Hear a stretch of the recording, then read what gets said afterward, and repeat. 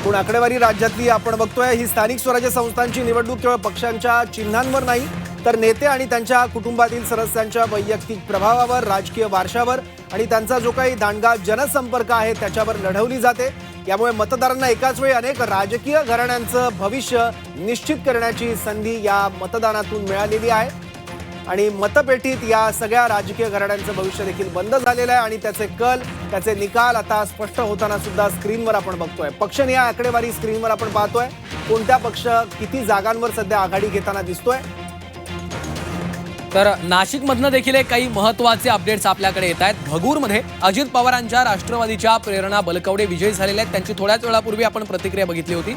पिंपळगाव बसवंत इथं भाजपचे डॉक्टर मनोज बर्रे हे विजयी झालेले आहेत। सिन्नरमध्ये अजित पवारांच्या राष्ट्रवादीकडनं विठ्ठलराजे उगले यांनी आघाडी घेतलेली आहे। ओझरमध्ये भाजपच्या अनिता घेगडमल आघाडीवर आहेत। त्र्यंबकेश्वरमध्ये भाजपचे कैलास घुले यांनी आघाडी घेतली आहे। इगतपुरीमध्ये शिंदेच्या शिवसेनेच्या शालिनी खताळे यांनी देखील आघाडी घेतलेली आहे। तर येवल्यात राष्ट्रवादी अजित पवार गटाचे राजेंद्र लोणारी हे विजयी झालेले आहेत। ते भुजबळांचे समर्थक आहेत। तर गेवराईमध्ये राष्ट्रवादी काँग्रेस पिछाडीवर गेलेला आपल्याला बघायला मिळत आहे। बीडच्या गेवराईमध्ये भाजपने मुसंडी मारलेली आहे। भाजपचे उमेदवार हे सध्या आघाडीवर आहेत। गेवराईमधून राष्ट्रवादीची तिथे पिछेहाट झालेली बघायला मिळते आहे। बीडच्या गेवराईमध्ये भाजपचे उमेदवार आघाडीवर गेलेले आहेत। तर शिरूर नगर परिषदेत अजित पवारांच्या राष्ट्रवादी काँग्रेसच्या उमेदवार ऐश्वर्या पाचरणे या विजयी झालेल्या आहेत। भाजपसह महाविकास आघाडीला हा एक जोरदार धक्का। तर कणकवलीत अजून एक फेरी बाकी आहे। अत्यंत हाय व्होल्टेज ड्रामा राजकारण बघायला मिळालं होतं कणकवलीत अजून एक फेरी बाकी आहे। त्यामुळे उत्कंठा शिगेला गेलेली आहे, कारण कोकणातल्या निवडणुकांची चर्चा ही फारशी होत नसते, पण यावेळेस हाय व्होल्टेज ड्राम्यामुळे आणि अग्रेशनमुळे राणेंच्या कणकवलीतली निवडणूक सुद्धा राज्यभरात चर्चेचा विषय ठरलेली होती। अर्थातच कोकणामध्ये यंदा राणे विरुद्ध राणे असा देखील संघर्ष आपल्याला पाहायला मिळाला। अर्थातच भाजप विरुद्ध शिवसेना हा संघर्ष उभा राहिलेला होता। शिरूर नगर परिषदेमध्ये भाजपसह महाविकास आघाडीला धक्का बसतोय।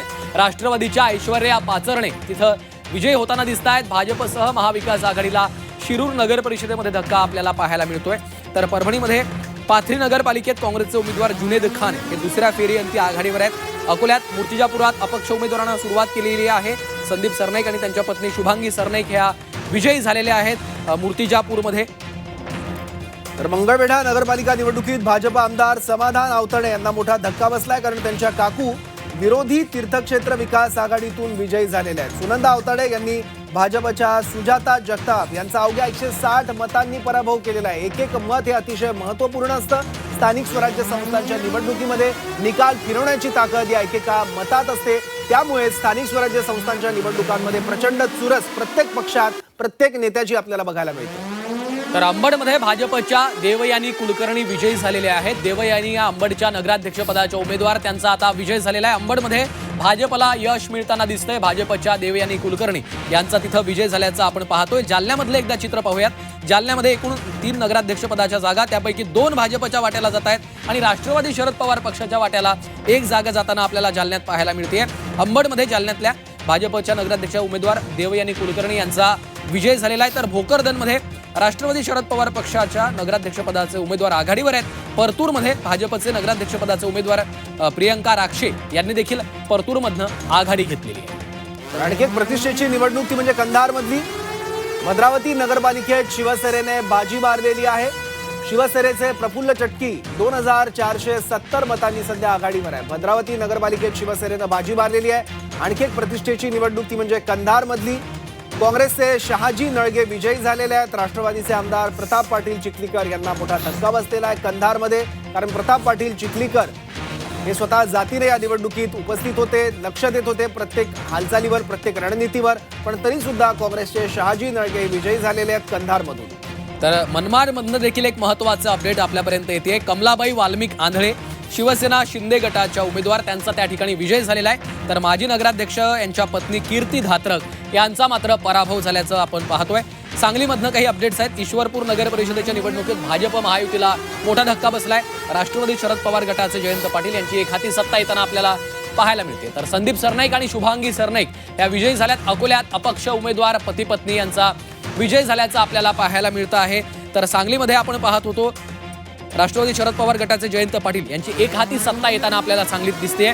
नगराध्यक्ष पदाच्या निवडणुकीमध्ये आनंदराव मलगुंडे हे विजयी झालेले आहेत।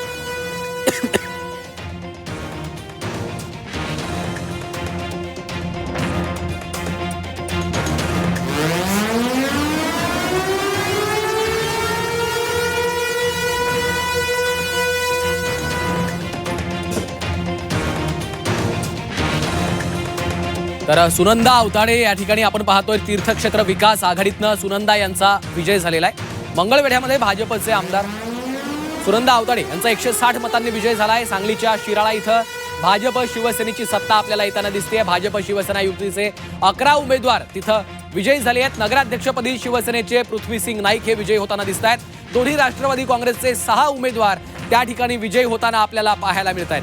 हे महत्त्वाचे अपडेट्स आपण पाहतोय. हिंगोली नगर परिषदेमध्ये देखील तिसऱ्या फेरी अखेर भाजप पिछाडीवर असल्याचं चित्र आपल्याला पाहायला मिळतंय.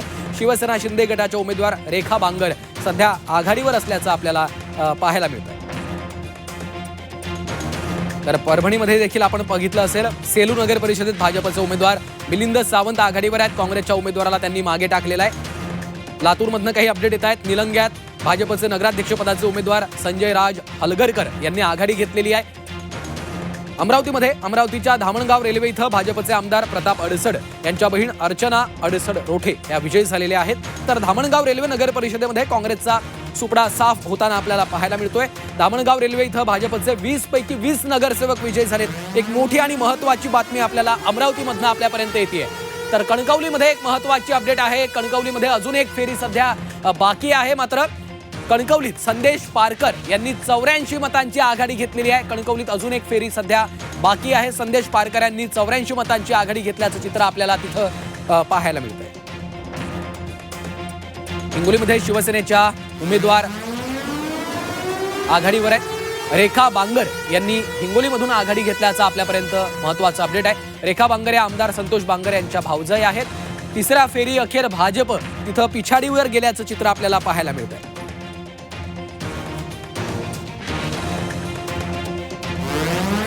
तर हिंगोलीमध्ये शिवसेनेच्या रेखा बांगर आघाडीवर आहेत. सांगलीमधनं आणखी एक महत्त्वाची अपडेट आपल्यापर्यंत पोहोचते. सांगलीमध्ये काय घडलेलं आहे आपण पाहतोय. सुरुवातीचे कल आहे, काही ठिकाणी निकाल देखील लागलेले आहेत. ईश्वरपूर नगर परिषदेत भाजप महायुतीला मोठा धक्का. राष्ट्रवादी शरद पवार पक्षाच्या जयंत पाटलांची एक हाती सत्ता येताना आपल्याला पाहायला मिळते. या ठिकाणी सरळ सरळ महाविकास आघाडी विरुद्ध महायुती अशी थेट लढत होती.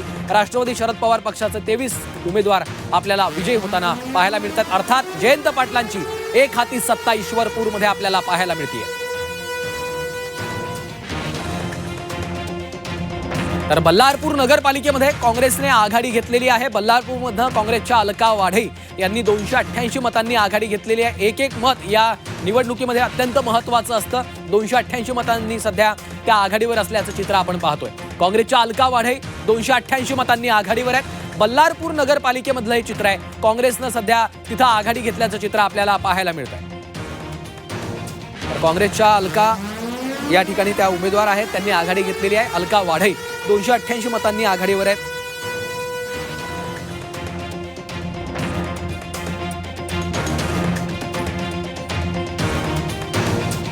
तर मंगळवेढ्यामध्ये भाजप आमदार समाधान अवताडे यांना मोठा धक्का बसलाय. सुनंदा अवताडे यांचा 160 मतांनी तिथं विजय झालेला आहे. सुनंदा अवताडे समाधान अवताडे यांच्या काकी आहेत. तीर्थक्षेत्र विकास आघाडीतनं सुनंदा यांचा विजय होताना आपल्याला पाहायला मिळतोय. मंगळवेढ्यातलं हे सगळे अपडेट्स आपण पाहतोय. अगदी काही वेळामध्ये हे सगळं चित्र आता स्पष्ट होणार आहे आणि पुढच्या एका तासाभरामध्ये महाराष्ट्रातल्या नगरपंचायती नगर परिषदांचं काय नेमकं चित्र आहे, कोणाच्या हाती ही सत्ता जाती आहे हे स्पष्ट होणार आहे. विजयाचा गुलाल कोण उधळणार हे अगदी काही वेळामध्ये चित्र स्पष्ट होणार आहे. कुठला पक्ष अधिकाधिक जागा मिळवत मुसंडी या निवडणुकीमध्ये त्यांनी घेतलेली आहे हे सगळं आता चित्र स्पष्ट होत आहे. या सर्व कलांमध्ये निकालांमध्ये सध्या भाजप 130 जागांवर आघाडीवर आहे. शिवसेना 47 जागांवर आघाडीवर आहे.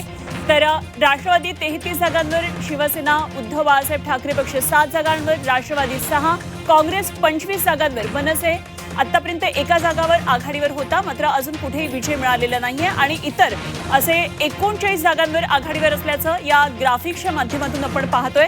सध्या महाराष्ट्रातल्या ह्या निकालांचं चित्र काही वेळामध्ये पूर्णपणे स्पष्ट होणार आहे आणि हे निकालांचं चित्र काही वेळामध्ये आपल्यापर्यंत पोहोचेल. तर रायगडमधून एक मोठी बातमी. रायगडमध्ये मुरुड नगरपालिकेत शिवसेनेला धक्का बसलाय. आराधना दांडेकर यांचा विजय झालाय. राष्ट्रवादीच्या आराधना दांडेकर विजयी झाल्यात तर आमदार महेंद्र दळवी यांच्या उमेदवाराचा पराभव झालेला आहे.